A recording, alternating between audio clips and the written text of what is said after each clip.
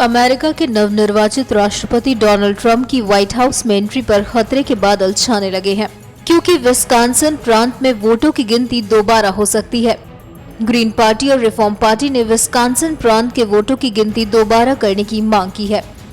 Green party ने Wisconsin में voting system में साइबर हैकिंग की आशंका जताई है।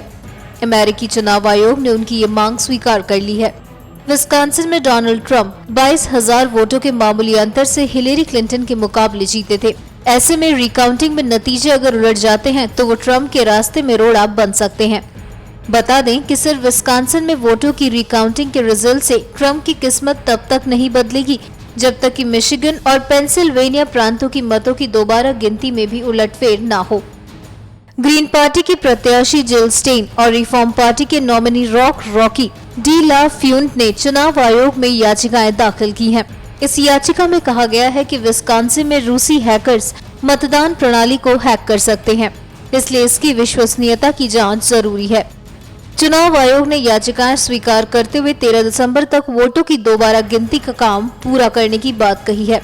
साइबर एक्सपर्ट्स ने विस्कॉन्सिन, मिशिगन और पेंसिल्वेनिया में हैकिंग का शक जताया है। साइबर हैकिंग के जरिए वोटों की गिनती में हेरफेर किया जा सकता है। शायद यही वजह है कि जिल स्टेन पेंसिल्वेनिया और मिशिगन प्रांतों में भी चुनावी नतीजों को चुनौती देने की तैयारी कर रही है। बता दें कि विस्कॉन्सिन, पेंसिल्वेनिया और मिशिगन प्रांत हमेशा से डेमोक्रेट्स के गढ़ रहे हैं, लेकिन इन प्रांतों के फैसलों ने हिलेरी क्लिंटन को अप्रत्याशित हार दी है। यही प्रांत चुनाव में टर्निंग पॉइंट साबित हुए। तीनों प्रांत के कुल 46 इलेक्टोरल वोट डोनाल्ड ट्रंप को मिले।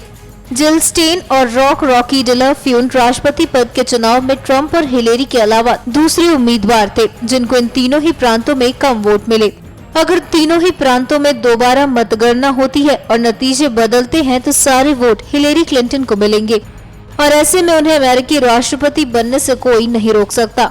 पॉपुलर वोट के मुताबिक अगर तीनों प्रांत के 46 इलेक्टोरल वोट हिलेरी क्लिंटन को मिलते हैं तो उनके वोट 278 हो जाएंगे, जबकि ट्रंप के घटकर 244 रह जाएंगे। जीत के लिए 270 वोटों की जरूरत होती है। NMF न्यूज की रिपोर्ट।